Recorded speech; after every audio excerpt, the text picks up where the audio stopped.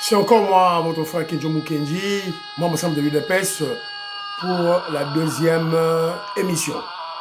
J'ai déjà lancé la première, suivez la première émission. Au cours de la première émission, on a parlé des sanctions, des nouvelles sanctions des États-Unis d'Amérique contre Kigali. On a parlé de l'exil de Caméré. On se pose des questions. Est-ce que on aurait trouvé des armes dans sa ferme? Il a fui pourquoi? Mais on a prodigué des conseils. On a prodigué des conseils à tous les infiltrés chez nous. Il est grand temps de rentrer chez vous. À Kigali, Fachi a ouvert la porte. À Fongoli couloir, sortez, bye bye. Katumbi est parti, Kabil est parti, Roubeur est parti, Moïse Yarougabo. Voilà, ils sont tous partis. Matata Pogno, ils partent, un par un. Kamere, c'est le dernier en liste. Alors, ils ont infiltré au côté de l'armée, au côté de la service de sécurité de la Bisso, Batindio par Kagame, Bafungoli couloir. Aux colonels, aux général, aux capitaines, aux sergents, aux lieutenants. Tika tenu na yo bima kende. Parce que, tu as changé de constitution, en 2028, on va fermer le couloir, on va fermer la porte. Des infiltrés têtus ne s'en prendra qu'à eux. Puisque Congolais, toujours bunda poto, to sikolambo kanabiso. Voilà. Alors, dans cette lutte, voilà, de libérer le Congo, heureusement, on observe maintenant que nos frères africains ont compris la démarche du président Félix Tshisekedi, ont compris la démarche de l'UDPS. En tout cas, to sepeli makasi, ndenge bandeko na biso, ba africains va comprendre. On peut bien suivre sur YouTube. Il y a des Africains, des Camerounais, Bandakani, il y a des Brazzavillois, il y a des Ivoiriens, il y a surtout des Camerounais qui ont compris. Parce qu'au début, ils ne comprenaient pas la démarche du président Félix Tshisekedi. Quand il a pris le pouvoir, qu'est-ce qu'il fait, tout et tout là. Maintenant, ils ont bel et bien compris. Et puis, ils nous aident aussi. Ils nous aident. Alors, je vais vous présenter voilà, ce ne sont pas des Congolais, des Quinois, des Congolais, bah Loubate, bah Swahilité, bah Nandete, bah Songete, bah Tete Late, bah voilà, bah Ndibouté, bah Yombete, le col avait tout comme Maurice, Maman Jeannette Lelo, Parfait Goa, Jolie Sassa, Papine Sassa, Robert Ngimbi Mwanda, bah Yombete. Voilà. Bazali, ba africain. Bandoko na biso, ba noir africain. Baza bataille de PSPT. Voilà. Donc, Toroyo Kabango, et puis, Tobaki si ba commentaire na biso. Voilà. Écoutons. Lorsque vous étiez contre le glissement de Kabila. Ce n'est pas les mêmes enjeux, ça n'avait rien à voir. Mais on sentait tout un peuple debout pour dire stop.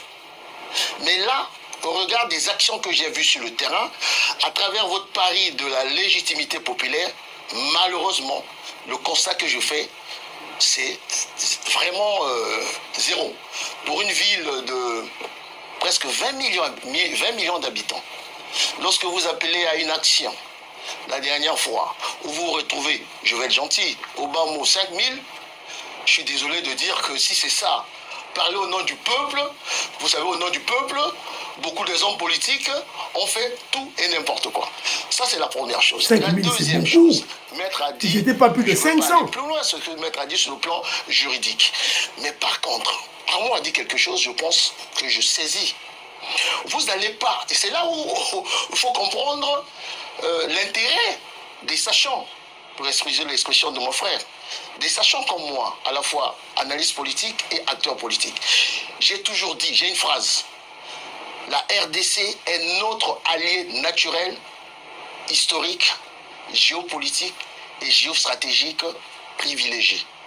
Le politique pense que le bassin du Congo, le leadership mondial se joue dans le bassin du Congo. C'est pas pour rien que cette bataille se joue entre d'un côté la Chine et de l'autre côté les États-Unis. Voilà. Diable. Et c'est là où j'interpelle. Il y a un monsieur pour dire Germain Kabinga et le CC, Germain Kabinga, qui ont pour moi la lecture la plus intéressante. Qu'est-ce qu'ils disent? Ils disent, mais vous n'allez pas demander à un peuple, à un État aussi, avec un potentiel aussi grand, qui est l'espoir de tout un continent, sinon de toute une sous-région, de ne pas réfléchir sur la loi fondamentale. Si, comme tu l'as dit, et je suis d'accord avec toi, la Troisième République, elle est morte de sa belle mort. Parce que la Troisième République a été incarnée par l'AFDL et Joseph Kabila dans ces 10 dernières années. Et cette Troisième République, c'est pas moi qui le dis, a démontré que cette Troisième République de Kabila a été vassalisée par le Rwanda. Et je constate que mes amis de l'opposition, je n'ai pas entendu un mot aussi dur qu'on entend par les Congolais de Kigali et de Kagame. Jamais, je n'ai pas entendu. Quand je vous entendais Nyamura Mungabo, je vous ai envoyé la vidéo tout à l'heure, là, dans notre truc. Qui dit quoi? Il dit, mais Joseph Kabila, là, on a vu comment il est arrivé, on a fait un petit soldat, il est devenu général 2 mois après. C'est les images, hein. Ils le disent. Quand vous entendez Alain Otundu, c'est ça, Otundu? C'est Alain Otundu. Tout cela, je vous dis que vous ne connaissez pas l'histoire. Vous êtes maladroit, je suis désolé. Vous savez, je suis très, très... Déformé tout. Alain Otundu qui dit, il a été avec Kabila, que malheureusement, tout ce qui se décidait, c'était à Kigali. C'est pas moi qui le dis, c'est Alain. Chez Okitundu, a dit un Kabilis qui dit la même chose. Mais à la rigueur, cette constitution-là, mais c'est une constitution qui a été quasiment gérée par... Je finis. Mende a été même plus loin. Il dit, nous avons été entubés par Kabila. Lorsque vous entendez tous ces gens-là, j'estime, je conclue en disant, j'estime que l'intelligence, on voudrait que, comme tu as commencé à y réfléchir à un moment depuis pas mal de temps, qu'on réfléchisse sur une 4e république, maintenant... C'est là où je rejoins Germain Kabinga et le CC de se dire il faut trouver une espèce de consensus national pour comment aller de la 3e à la 4e République et au regard de la situation, de l'enjeu actuel qui est l'agression. Ça veut dire que privilégier la contradiction principale. Mettez-vous ensemble pour faire échec à l'agression et ce n'est qu'après que vous allez vous retrouver pour réfléchir. Mais en disant ça, je ne suis pas devenu taliban. En disant ça, je ne suis pas devenu taliban. Je ne suis pas devenu taliban. Je suis devenu membre de l'UDPS. Je ne suis pas devenu, voilà, Mounande, oh, Moukongo. Voilà, le roi, voilà, Mouyombe, le roi Abdidi Antamba, voilà. Donc, vous avez écouté, c'est pas un Congolais de Kinshasa, c'est, je crois, un Brazzavillois qui vit à Paris. Qui ont, eux tous, leur regard tourné vers la RDC. Ils ne mâchent pas ces mots. Et l'espoir de l'Afrique, c'est la RDC, le bassin du Congo. Le bassin. Ton leadership, il faut rester Outa, Namboka Labiso, le Congo, la RDC de Kinshasa. Et vous allez comprendre que il suit à la loupe toutes les déclarations de nos politiciens. Les Africains connaissent, évidemment les intellectuels africains, voilà, ils connaissent, voilà, les tenants et les aboutissants du pouvoir de Kabila, ils connaissent l'histoire de Namboka Labiso, Bayebi. Alors, ça, un premier point, il a parlé sur le C64, Boyokiye, tout et tout là. Alors, Théoka Soussou, un autre analyste, africain toujours, qui parle. Ce qui compte, c'est la honte sur le plateau. Mais j'ai envie de dire, vous n'avez pas le monopole de la connaissance de la RDC.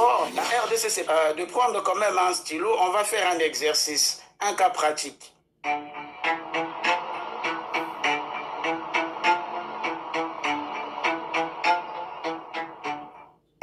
Sur la question de savoir si la décision de la Cinco peut faire bouger des lignes, à mon sens, vous savez que la Cinco, je l'ai dit, c'est une autorité morale. C'est une autorité morale.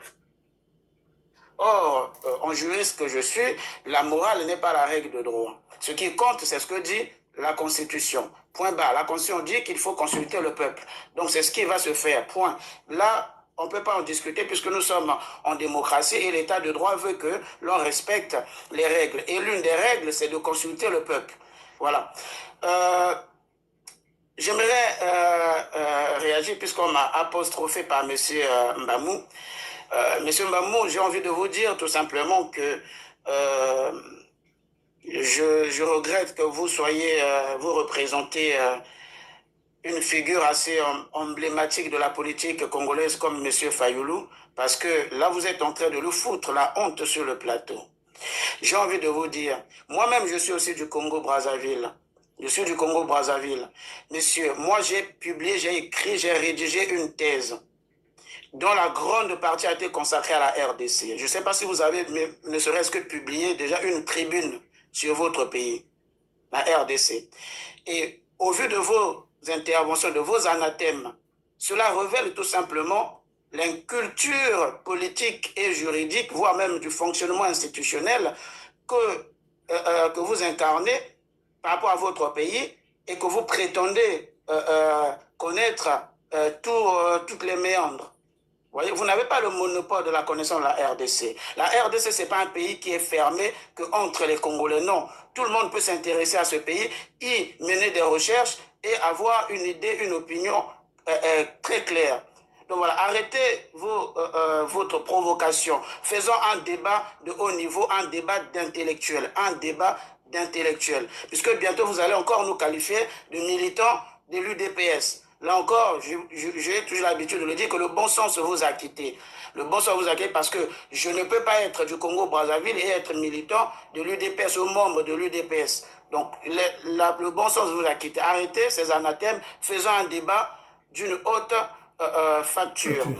Alors, puisqu'il faut faire le débat d'une haute facture, Carlyle et notre frère qui représente l'envol a épinglé un point très important, où quasiment il a dit que il parlait de mécanisme démocratique, de changement de constitution ou de république. Et parmi ces mécanismes, dans ce mécanisme, il met l'accent sur le référendum. Donc, notre ami, qui représente un parti de l'opposition, vient là de légaliser la démarche actuelle, vient de légaliser, de reconnaître que la démarche actuelle est légale. Ça, c'est le premier point. Mais j'aimerais que M.